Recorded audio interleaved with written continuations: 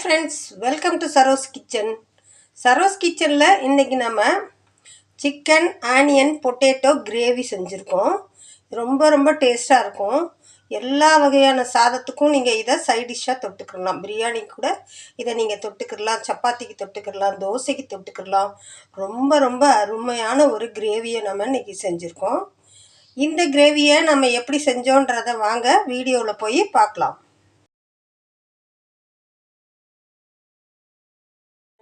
நாம் இன்றைக்கி onion chicken potato gravy செய்ய போகிறோம். அதுக்கு பார்த்திங்கன்னா சிக்கனை நல்லா கழுவி சுத்தம் பண்ணி வச்சுருக்கேன். இதில் தயிர் சேர்த்துருக்கேன், இஞ்சி பூண்டு விழுது, மஞ்சத்தூள், உப்பு. இதை நல்லா நம்ம கலந்து இப்போ எடுத்து வச்சிடலாம். இதை நம்ம நல்லா கலந்து விட்டுட்டோம். ஒரு மூடி போட்டு மூடி ஒரு ஓரமாக எடுத்து வச்சிடலாம். வறுக்கிறதுக்கு தேவையான பொருட்கள் பார்த்துடலாம். சீரகம் 1 டீஸ்பூன், சோம்பு 1 டீஸ்பூன், மல்லி 2 டீஸ்பூன், மிளகாய் ஒரு 7 மிளகாய் எடுத்திருக்கேன், 3 கிராம்பு, ஒரு பட்டை, ஒரு ஏலக்காய். இப்போ இதை நம்ம நல்லா வறுத்து எடுத்துக்கிடலாம். இப்போ நம்ம போட்ட பொருளெல்லாம் நல்லா ட்ரை ரோஸ்ட் ஆயிடுச்சு. இதில் ஒரு அரை ஸ்பூன் கசகசா சேர்த்துக்கிடலாம். கசகசா ரொம்ப ரொம்ப உடம்புக்கு நல்லது, டேஸ்ட்டும் கொடுக்கும். இது லேசாக இந்த சூட்லேயே இது வறுபட்டுரும். இப்போ இதை நம்ம ஒரு ஓரமாக எடுத்து ஆற வச்சு அரைச்சி எடுத்துக்கலாம். ஆனியன் ஒரு 3 ஆனியன் பெரிய வெங்காயத்தை கட் பண்ணி எடுத்து வச்சுருக்கேன். இஞ்சி பூண்டு விழுது, 2 தக்காளி, ஒரு பொட்டேட்டோ கட் பண்ணி போட்டு வச்சுருக்கேன். இப்போ நம்ம குக்கிங் ஸ்டார்ட் பண்ணலாம். கடாயில் ஒரு 3 டீஸ்பூன் எண்ணெய் விட்டுருக்கேன். ஒரு பிரிஞ்சி இலை, ஒரு பட்டை, 3 கிராம்பு, ஒரு ஏலக்காய். இப்போ இதில் ஒரு அரை டீஸ்பூன் சோம்பு. இந்த சோம்பு நல்லா பொரியட்டும்.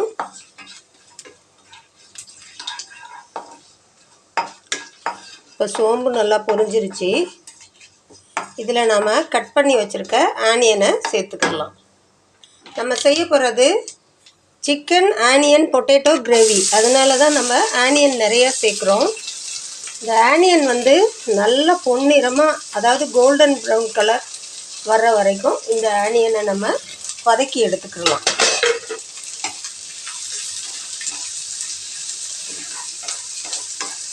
இது வதங்கி வரட்டும்.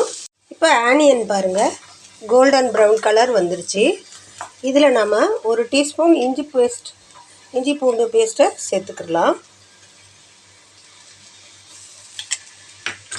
இதை நல்லா கலந்து விட்ட பிறகு இதில் தக்காளியை சேர்த்துக்கலாம்.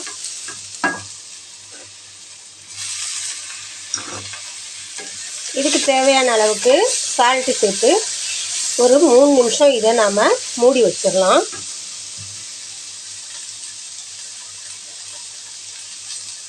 சிக்கனில் சால்ட் சேர்த்துருக்கோம், அதனால் இதில் கொஞ்சமாக சால்ட்டு சேர்த்தாலே போதும். இப்போ நாம் இதை ஒரு 3 நிமிஷம் மூடி வச்சிடலாம். வெங்காயம் எல்லாம் நல்லா குக் ஆகிடுச்சு. இதில் நாம் இப்போ சிக்கன் சேர்த்துருவோம். சிக்கனும் நல்லா ஊறி வந்துடுச்சு. அப்போ தான் சீக்கிரமாகவும் வெந்து கிடைக்கும், டேஸ்ட்டாகவும் இருக்கும். இப்போ இதை நல்லா கலந்து விட்டுருவோம்.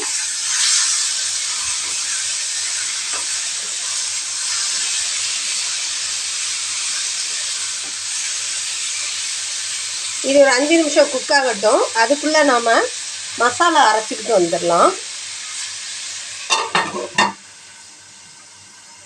இப்போ ஓப்பன் பண்ணலாம்.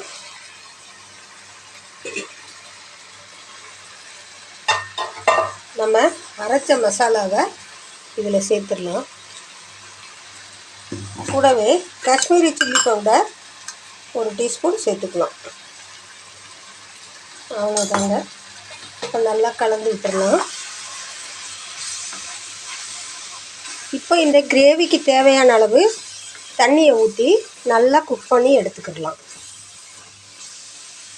அவ்வளோதான், நல்லா கலந்து விட்டாச்சு.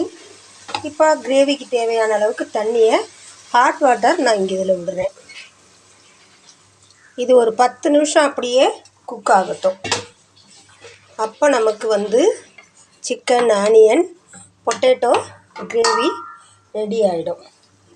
இப்போ இது கூட நாம் பொட்டேட்டோவை சேர்த்துடலாம். இங்கே பாருங்கள், கட் பண்ணி வச்சுருக்கேன்.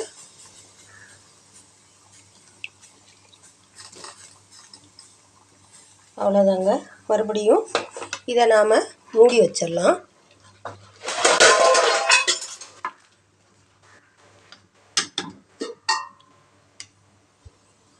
இது நல்லா குக் ஆகட்டும், பிறகு பார்க்கலாம். இப்போ பாருங்கள், சிக்கன் முக்கால்வாசி வெந்துருச்சு. இதில் கருவேப்பிலை போட்டுக்கலாம். இதில் சால்ட்டு செக் பண்ணி பார்த்துக்கலாம்.